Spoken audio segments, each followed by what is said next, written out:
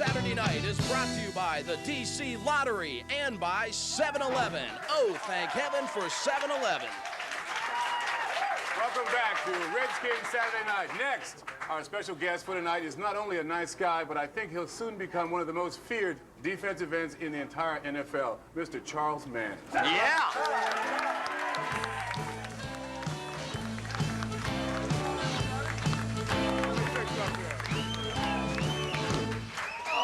He gets a special microphone award of the week.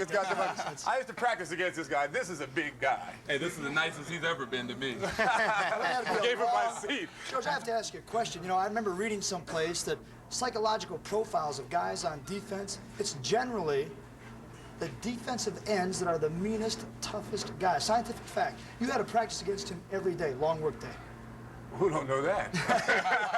That's why I'm here. That's why I'm retired, I think. As a matter of fact. Do you believe that? Do you believe that that's true? No, I don't believe that. Not in my case. I think I'm one of the nicest guys off the field as well as on the field. You know, Kenny Houston was that way. You know, he was the kind of guy that off the field, very spiritual guy, in touch with himself, but on the field, gangbusters. And you're a little bit like that.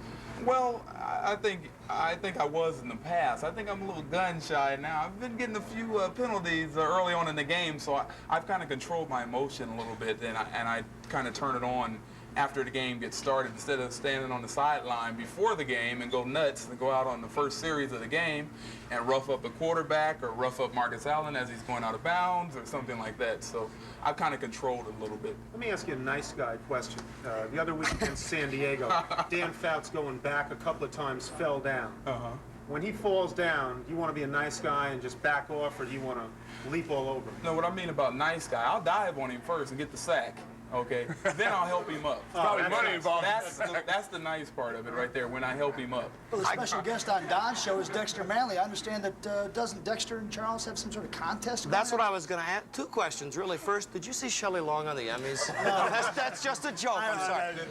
Dexter, now, do you and Dexter have a little contest about who's going to get the most sacks or some deal like that? Well, I think now you have to include Steve Hamilton also, who has come on, and in fact, both of them are ahead of me right now by 1 sack. So it's not just against Dexter. It was against Dexter last year because he was the guy that I had to deal with. Now it's also with Steve Hamilton. And it's a thing, it's a nice guy, again, type of a relationship. Hey, we high five after a sack. You know, when they make a sack, I go over and congratulate them. I think we have to have that. But yet, after the end of the day, when we're in there tallying up the score or whatnot, that's when it gets kind of heated up, you know.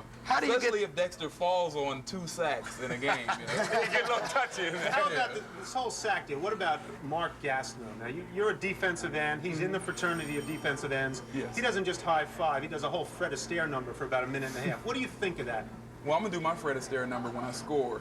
I'm waiting to score a touchdown. That's a guy that thinks big. Yeah, I mean, we're talking picking the ball up, running 60 yards, and then looking good because you know the camera's on you. There you go. There you You know go. what I wanted to ask you? Go ahead. Is you see, you know, I just met you tonight. You're a very soft-spoken, very well-educated guy.